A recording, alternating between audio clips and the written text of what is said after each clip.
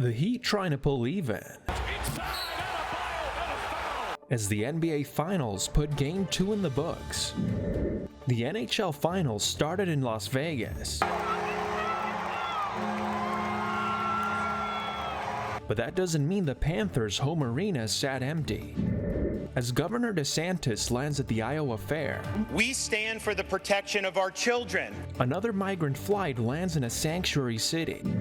And it's the month when rainbow flags usually fly in the Sunshine State. I still face hatred and oppression, and I can't even go to my own Pride Fest. These stories and more coming up on Newsbreak.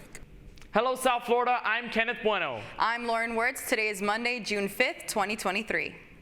Live from the Lee Caplin School of Journalism and Media in North Miami, this is Caplin News. Fans at a Kaseya Center watch party were taken on a roller coaster ride as both the Heat and the Nuggets blew double-digit leads. The Miami Heat coming off a tight win over the Denver Nuggets to tie the series 1 apiece. The Heat started off strong, gaining a 10-point lead early in the first quarter, but that was lost towards the end of the first 12 minutes.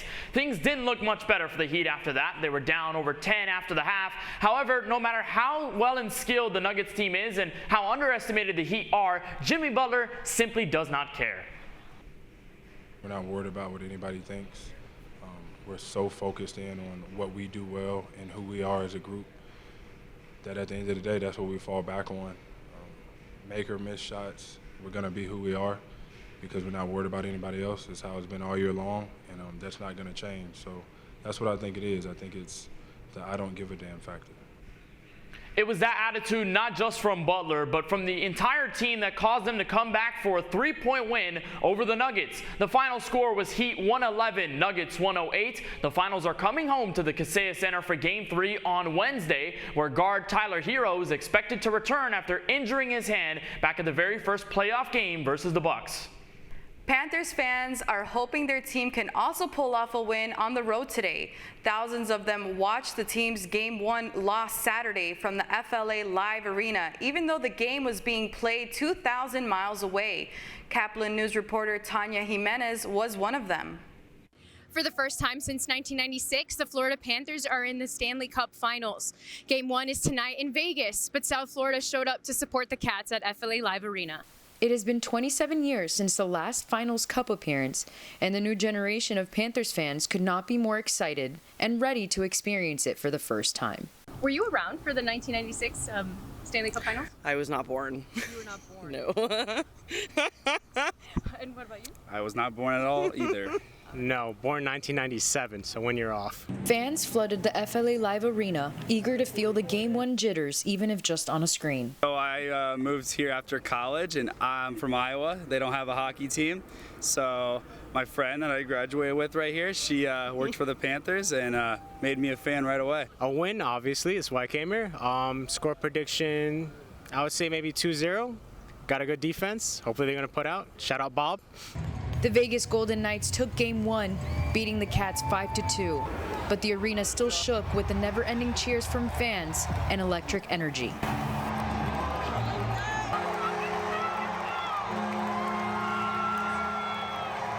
Game 2 will be in Vegas, but the Florida Panthers will be hosting another watch party on Monday night. For Caplin News, I'm Tanya Jimenez. Over the weekend, President Biden signed the Fiscal Responsibility Act of 2023 that suspends the nation's debt limit through early 2025.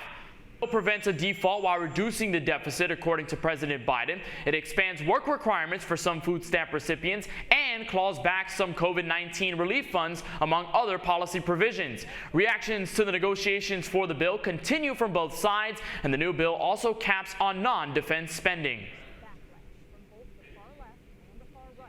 Just a week after the Memorial Day shooting took place in Broward County, a fourth suspect has been arrested.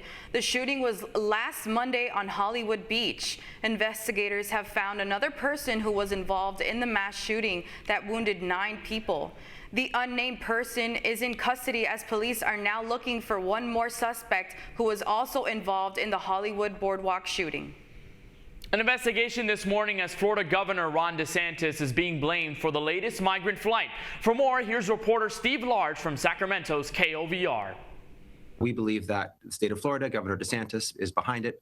Governor DeSantis has demonstrated his pettiness, his lack of substance, his xenophobia. Attorney General Rob Bonta blasting Florida Governor Ron DeSantis. And his willingness to treat human beings, people, as political pawns. It's wrong, and we are getting to the bottom of it. Bonta says 16 asylum seekers were flown into Sacramento Friday on a private jet from Texas by a Florida state contractor, a company called Vertol Systems. They've hired Vertol Systems, the state of Florida has, to identify migrants in Texas, not in Florida, in Texas, and move them to other states. The migrants from Venezuela and Colombia were promised work if they boarded the plane and were then left outside a Sacramento Catholic Diocese building with nothing. Obviously, we should do our best to pray for them. Faith-based Sacramento ACT is helping care for the group. They're human beings. They're people with families. There's some young people, that are just trying to support or make a life for themselves. There's people who left their children behind in this group. In 2022, DeSantis claimed credit for flying a group of migrants from Texas to Martha's Vineyard using the same contractor, a political statement against Democratic states he viewed as anti-immigration reform.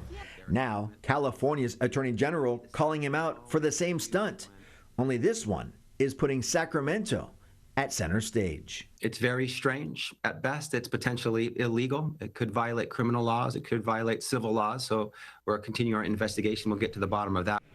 That was KOVR's Steve Large. The station has reached out to Governor DeSantis' office for comment. Meanwhile, the Sacramento area Congregations Together says the asylum seekers have court dates soon in other parts of the country that they may now miss.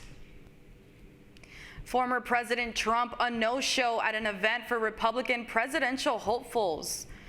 You could see Trump signs and supporters over the weekend at the Iowa State Fair in Des Moines, but not the candidate himself. For his part, Florida Governor Ron DeSantis told the crowd his new laws in Florida are good for children. We stand for the protection of our children. We will do battle against anybody who seeks to rob them of their innocence. Former Vice President Mike Pence was there, but not officially as a candidate. He says that announcement is coming on Wednesday. This morning marks the first full week of Pride Month, but as Caplin's Cindy Claros reports, here in Florida, new laws make things a little more complicated for organizers. Pride across Florida will be noticeably less colorful this year. Festival organizers are making significant changes or canceling altogether some LGBTQ+ celebrations. They fear potential consequences from Governor Ron DeSantis' new law that many believe target public drag performances, a mainstay of Pride events. Welcome to St. Cloud's first Pride event. It's very disheartening. Christina Bosovich, coordinator of Pride in St. Cloud, canceled the Orlando area event that was planned to include drag performers. According to the new law signed by DeSantis just weeks ago, local governments are banned from issuing public permits for events that include some adult-like performances. Venues risk steep fines and losing licensing if a child is present. Knowingly omitting a child will be a first-degree misdemeanor. Once the bill was signed, I said, we can restructure the event. We'll make sure it's only 18 and up for that portion. They went and talked with all the performers and came back to me and said, we're really sorry, but we just don't feel safe. Pride Month is officially here as the first week of June starts, a time of the month to celebrate the LGBT community. However, in Florida, some Pride events have been cut back or even canceled. Organizers in Port St. Lucie canceled its annual Pride Parade. They reached an agreement with the city to host a slimmed-down festival. Drag performers were welcome, but anyone under 21 was not. I was in the closet for so many years, and I still face hatred and oppression, and I can't even go to my own Pride Fest. Cindy Claros, Caplin News. With South Florida focused on the Heat and Panthers, Miami's Major League Baseball team is quietly climbing the standing. That's still ahead, and so is this story. This was something that was intentional, and they were trying to get to this airplane. A small plane gets registered in Florida and then crashes near D.C. Everything that happened in between is still getting sorted out by investigators. Newsbreak will be back in 2 minutes. How prepared is your family if a tornado shows up at your doorstep, or a flood, or a hurricane? You can't just turn away a natural disaster. That's why it's important to go to ready.gov/plan now. It has the tools and tips you need to make an emergency plan with your family. So if disaster comes knocking, let's go. You'll be ready to help keep your family safe. It's just a pizza. Yes. Make a plan today. Jordan knows he shouldn't eat this entire bowl of nachos, but tonight he's earned that right because a few hours ago in the middle of happy hour, he recognized a sign. Not from the gods or a bolt of lightning, but from a double heart, a kissy face, and a fourth ha in ha ha ha. That's when Jordan knew he was buzzed. So when it was time to go, he got a ride home instead of driving. Be a legend like Jordan. Recognize your buzzed warning signs and get a ride home. Buzz driving is drunk driving. There was an old woman who lived in a shoe. She had so many children, she didn't know what to do.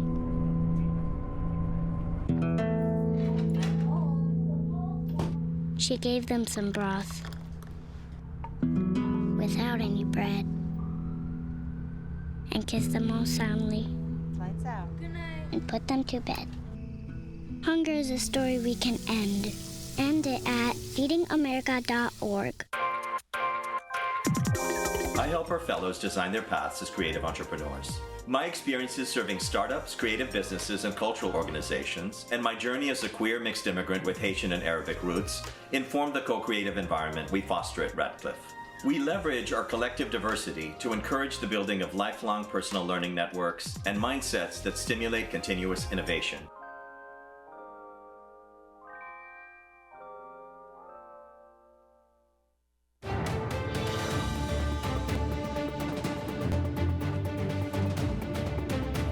A flight from Florida coming to a tragic end. A civilian plane which is registered in Melbourne, Florida, has crashed in Virginia as fighter jets responded and caused a sonic boom to be heard from Washington, D.C. The private plane was headed to Long Island, New York when it changed directions and crashed in Virginia. The noise scared people and pets in the nearby region. While the noise was intentional, why the unresponsive aircraft changed course is not known yet. This was something that was intentional, not like something it was a terroristic act. This is something where the pilot was not responding and they had to send fighter jets to rule out some possibilities. The National Transportation Safety Board is investigating the incident.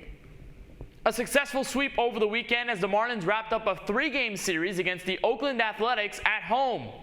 Early base hits by both teams knotted up the score at 1 by the 3rd inning. Hit after hit for the Athletics would grow the lead to 4, but Garrett Cooper's left field home run would tie the game in the bottom of the 5th. A pitch hit to Brian De La Cruz brought in the final run of the game to secure the win. The final score was Marlins 7, Oakland 5. The Fish will look to get a royal flush against the Kansas City Royals tonight at 6:40 p.m. You're watching Newsbreak. We'll be coming right back.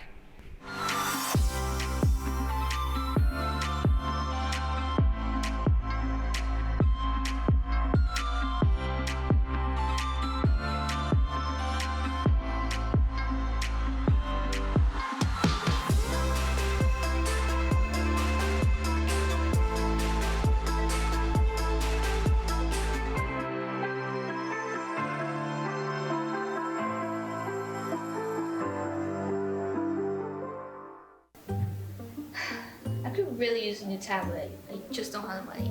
Let me ask you something. Do you have a Pell Grant? Yes? You do know you can get a free tablet, right?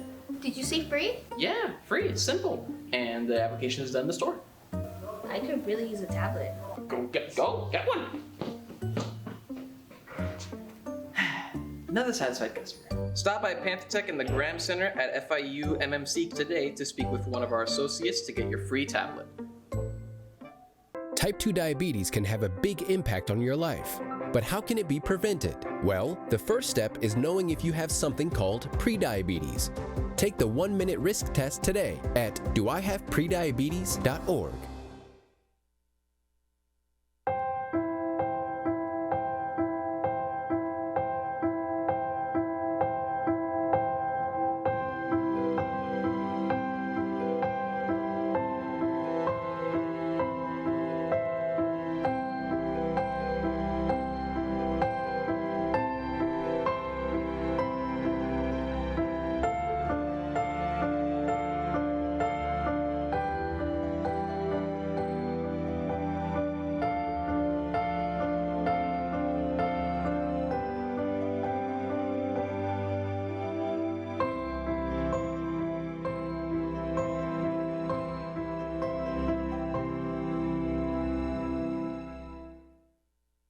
That's all the time we have for Newsbreak. I'm Lauren Wirtz. And I'm Kenneth Bueno. Get more news anytime at caplinnews.fiu.edu.